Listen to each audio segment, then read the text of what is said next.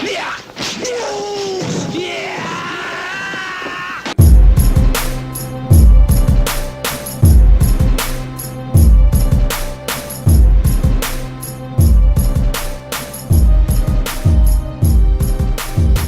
everybody, welcome to the newest episode of Capital Combat. The name says it all. I'm Hakeem Branch. Rob Jarrell. And today we're going to recap the Curtis Stevens Gennady Golovkin card, which happened last Saturday, November, what day was that, 2nd? Yep, Yes. November 2nd. And first we're going to start off with the heavyweight fight that they had on there, which was Mike Perez versus Magomed Abdusalamov. That's a whole lot to say right there, but I did it. Go ahead, Rob. All right, so this was two undefeated fighters, and Mike Perez from Cuba by way of Ireland when he defected, and Magomed Abdusalamov out of Russia. So these guys were not, how can I say, the peak of physical whatever. I mean, these guys were big heavyweights. They hit hard. Mike Perez, the Cuban defector, and like a lot of Cubans, they're good counterpunchers. Not necessarily knockout artists, but they're technically skilled. And that's, you got a little bit of that in the fight, but it was a lot of bombs thrown. And the one thing I like from Perez, who did win in a 10-round competitive match with Abdusalamov, and I'm just going to call him Magomed because that's too much to say at one time. But with two southpaw fighters, he landed a great right hook to the body and over the top. And while Magomed actually relied on his straight left hand to land power shots on Perez, but Perez, who has decent athleticism, good hand speed, and great body punching,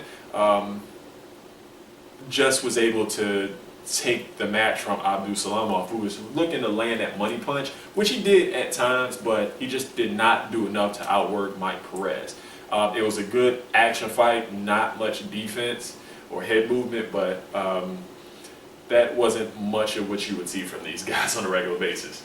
Yeah, well, you saw a lot of head movement from Perez, which is why he won the fight. And also, Perez had some really good footwork.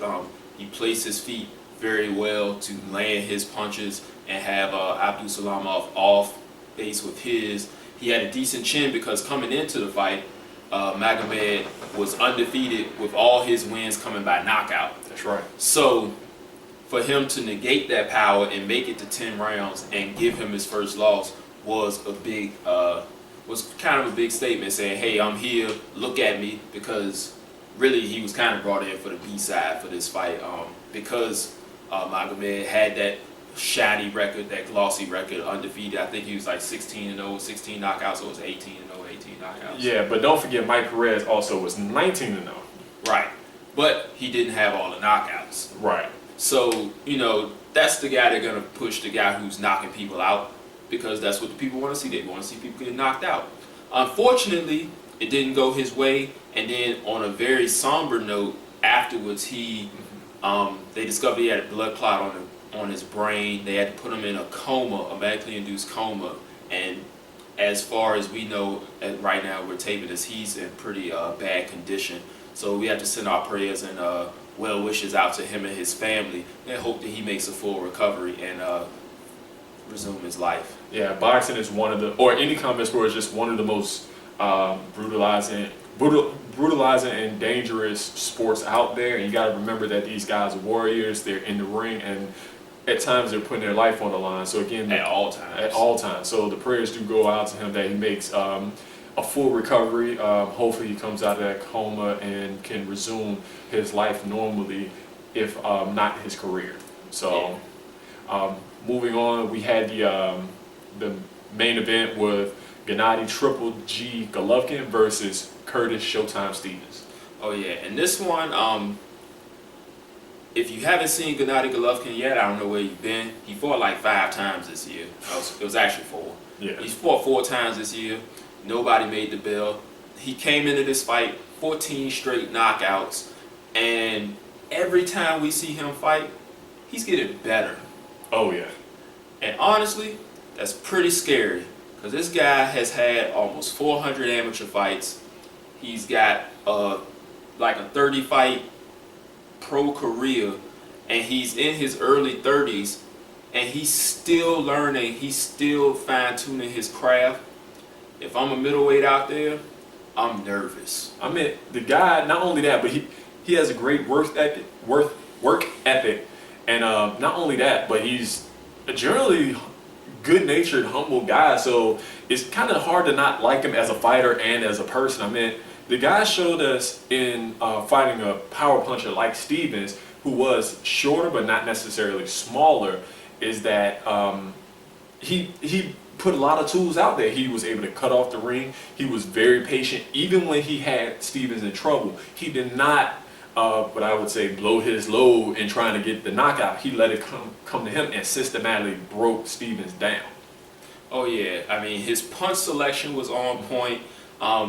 I love the way that he wouldn't put everything on every shot. He would just touch Stephens with a few shots and then lower the boom on him, so he never knew which shots to really counter or block. So he always had his defense up. And then when Stephens did hit him, and Stephens hit him with some good shots that put other men down, I should say lesser fighters down and out.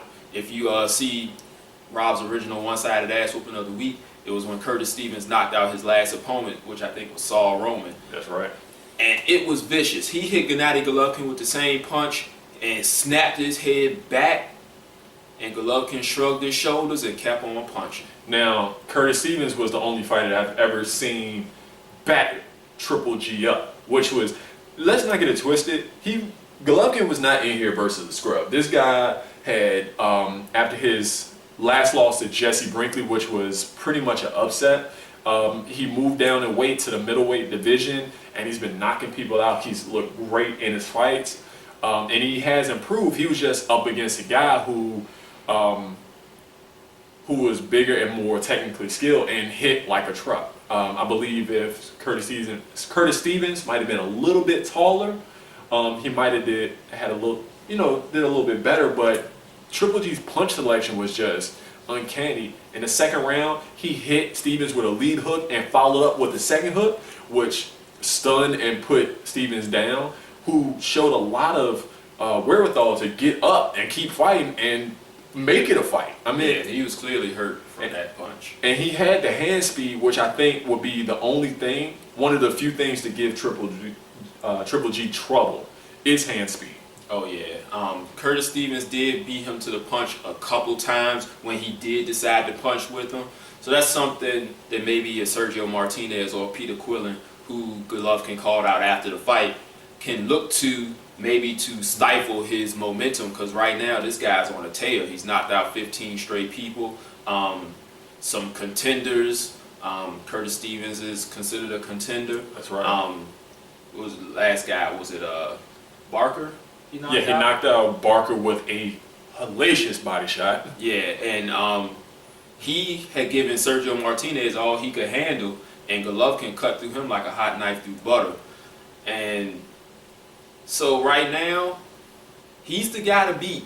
Unfortunately, I don't know if he'll be able to get those big fights, being that, he fights on HBO, the other two guys. Well, no, not necessarily. Martinez fights on HBO, so they'll probably put that fight together. Not sure about Quillin, but hey, that's another good fight for Golovkin, but he really has nowhere to go but up. He has stamped himself as the elite fighter in that division, the guy to beat after Sergio Martinez. And this is a division that's pretty top heavy. I mean, he's the top three, one of the top three after right now ranking wise, Quillin and Martinez, since Martinez is a linear champion right now. Right. And then everyone else, I mean, you have Danny Jacobs, Curtis Stephens, Gabriel Rosado, all those guys. It's a kind of a big drop off from the top three to the bottom 7 of the top 10 of that division. Those guys will still be competitive in those fights. As we saw with Stephens, it was a kind of one-sided fight, but you had the feeling that Stephens was still in the fight up until maybe like the 6th round. That's right. And he kept fighting back. So, I mean, Stephens is going to land another fight on HBO. He had been fighting on NBC Sports. So look out for him to be maybe on the undercard versus either up and comer or a staple in that division, say like a Rubio or maybe one of the Euro guys like Darren Barker or Macklin. Yeah.